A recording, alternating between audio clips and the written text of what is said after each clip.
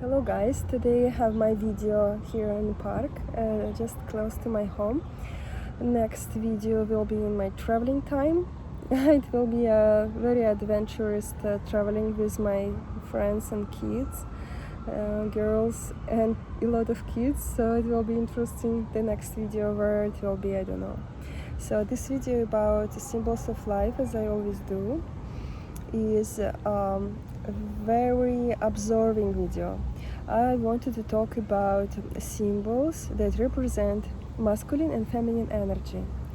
And because I'm talking about visual symbols, and you see the slideshow near me with my paintings where I use those symbols and a collaboration of different symbols together, you can see that in art generally and in my paintings, it's a lot of masculine and feminine symbols.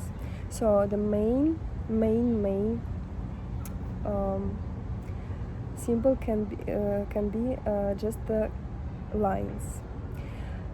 All lines that goes vertical, representing masculine energy. All lines that representing the horizontal line, horizontal vector, representing feminine energy. So the cross is the representing the balance between two energies. If you see the symbols of pentacle, the stars, you will see this. The symbol is two symbols together. One triangle that is 2 points up and 1 point down, representing the feminine energy. It's like a cup, it's open. And the other triangle that represents the 1 point up and 2 points down represent the masculine energy. So everything that penetrates kind of the mountain figure will be a phallus or masculine energy and the primordial father. And everything that is open, like kind of inviting you inside, and more horizontal, will be primordial mother energy of maternity. And it's also represent material life. It is material life. And vertical, the masculine energy, always represents the light and spiritual energy, material energy and the spiritual energy. And when the new religions came, especially Christianity, they named those two primordial energies like good and bad. It was before, of course, as well, but Christianity made it very clear. So feminine energy is a dark,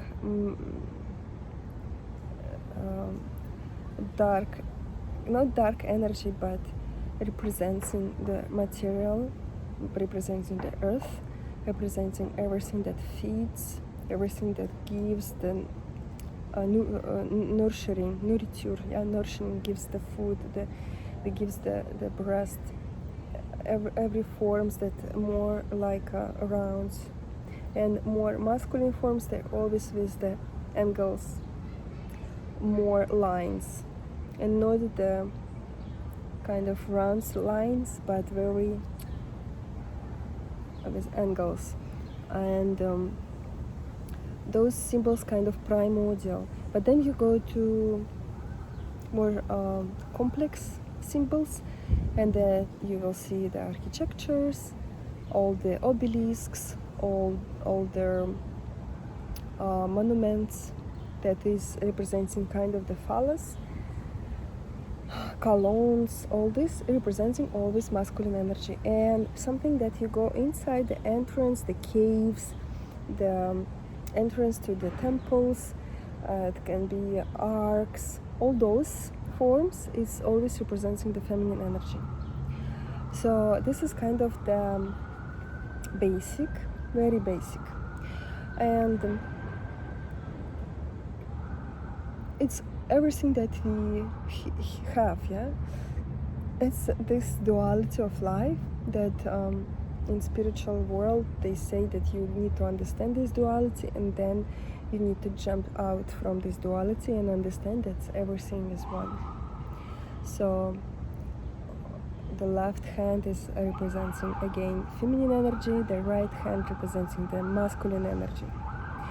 And when I paint the paintings that I do, individual painting for the people, Portrait of Dream project, or just my painting that I do for myself, for the people, of course, just for the art's sake, I use a lot of these secrets and a lot of things that I know this is more masculine or this is more feminine energy, and combine them together. I am always trying to do the balance. The balance is the most important thing, yeah, everywhere, every time, and everything. Also, the light is representing, as I also told you, the masculine energy, and all darkness, shadows, water representing the feminine energy. Interesting enough that different cultures has a different myth and stories about how they see like kind of paganism, and before the new religions, knowledge, witchcraft and all, how they see nature dividing to masculine and feminine energy. It's also very interesting that the sky is always masculine and the earth is always feminine energy, and they dance together. They represent the life. The sky gives the rain to the earth, and earth gives the birth, giving the birth to all existing life, to existence. The woman, the womb, inviting the masculine form of phallus to her darkness, and he is kind of the light that goes to the darkness and make the magic of life. Same with night and day, same with light and darkness, as I told you already, same with softness and hard thing, yeah. What else? In my art I also use a lot of these things. You see it here. I'm showing this. Also, it's things that we do every day. Yes. So you put the key, you open the door, you open the door, you go inside.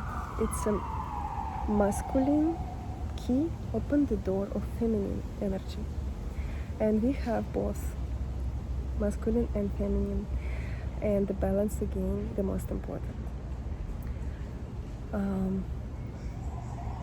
It is also interesting how you combine symbols. I do it very often. I combine symbols together, creating very interesting new kind of mythology as well, creating mythology, and you can see it often in my paintings. So what else I wanted to tell you? Right now I am learning much more than before. I have more time, and just literally searching knowledge in different places, on different cultures, and shamanism as well, and symbolism of Hinduism, symbolism of Buddhism, symbolism of Slavic culture. And next video I will be more specific and will tell you about very specific things. Today was most kind of general